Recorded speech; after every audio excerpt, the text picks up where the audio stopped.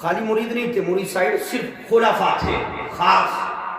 بابا فرید الدین نے فرمایا کہ جب اللہ نے دنیا میں آنے سے پہلے تمام روحوں کو اکٹھا کیا اور اللہ نے فرمایا الست بربکم، کیا میں تمہارا رب ہوں؟ تو سب نے کہا بلا ہاں۔ پھر شکریہ میں فسجدو، سب نے سجدے کیے۔ تو مجھے یاد نہیں کہ میں نے ایک سجدہ کیا کہ 2 سجدے کیے، کوئی ہے تمہیں جو بتائے؟ تو سرکار صابر پاک اپنے پیر و مرشد کی نالین اپنی بغل میں لیے ہوئے محبوب الہی نظام الدین اولیاء کے پیچھے کھڑے تھے۔ اور ذاکر بھائی کیسے محبوب الہی ہیں؟ دنیا میں ان کو بہت کو محبوب کہا گیا، کسی کو محبوب العلماء کہا گیا، کسی کو کہا گیا یہ محبوب نظر ہے، لیکن خاص دنیا میں 2 ہی محبوب ہیں، ایک محبوب سبحانی غوث سمدانی ہے اور ایک محبوب الہی نظام الدین اولیاء۔ لیکن یہ محبوب کیسے بنے؟ آئیے ایک جھلک دکھا دوں نظام الدین کی۔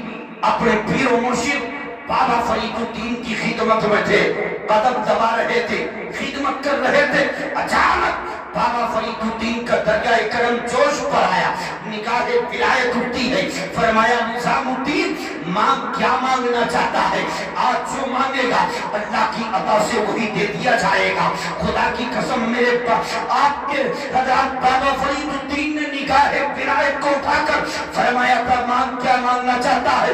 اچھا نظام الدین یہ بتا کہ تو محبوب بننا چاہتا ہے یا محب بننا چاہتا ہے؟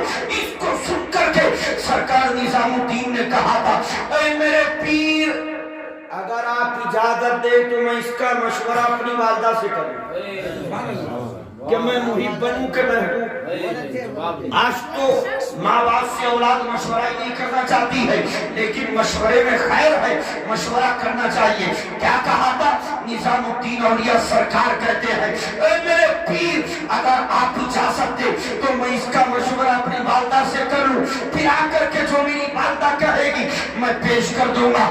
سرکار بابا فرید الدین نے فرمایا ٹھیک ہے، جاؤ صبح چلے جانا اور جا کر کے والدہ سے مشورہ کر لینا۔ نماز فجر کے بعد سرکار نظام الدین اولیاء چلتے ہیں گھر کی طرف۔ ابھی تھوڑی دور چلے تھے کہ اچانک ایک بیٹھا ہوا شخص ہے جس کا پھٹا پرانا لباس ہے، پوشیدہ لباس ہے، عجیب کیفیت ہے، اس نے نگاہ کو اٹھایا اور نگاہ اٹھا کر کہا نظام الدین اپنی ماں سے مشورہ کرنے جا رہے ہو کہ محب بننا ہے کہ محبوب؟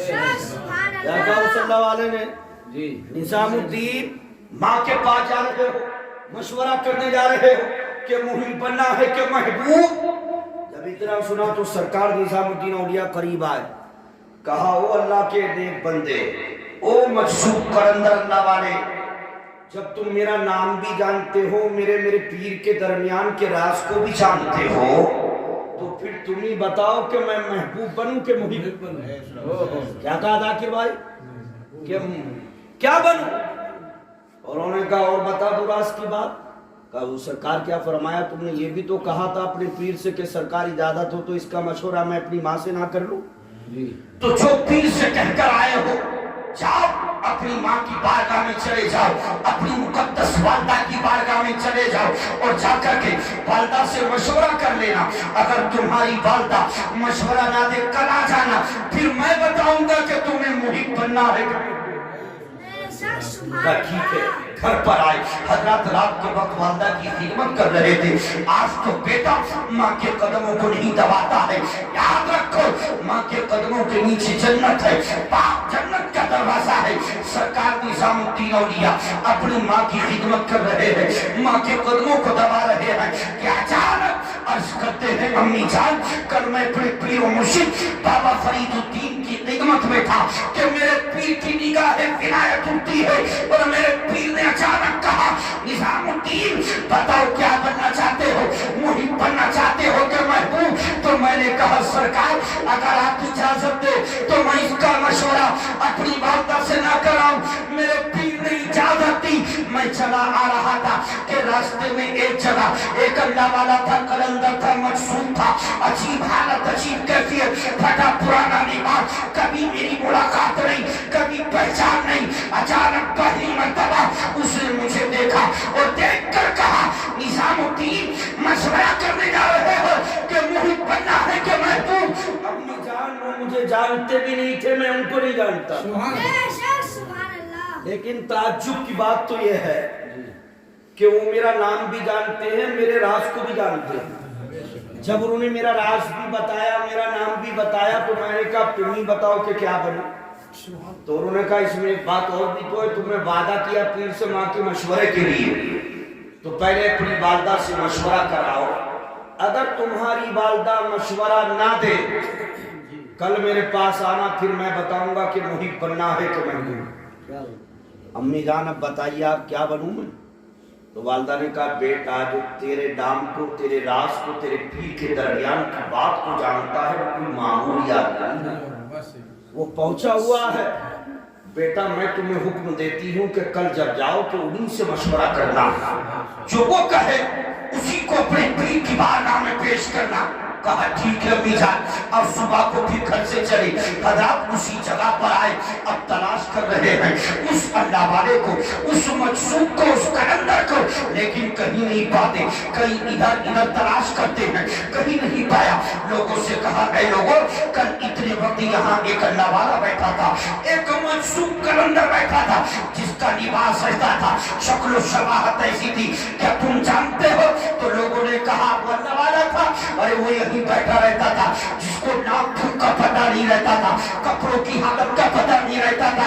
अचानक इंतकाल कर गया, हमने उठाया और दूर उधर जाकर के गंदगी के ढेर पर फेंक दिया है।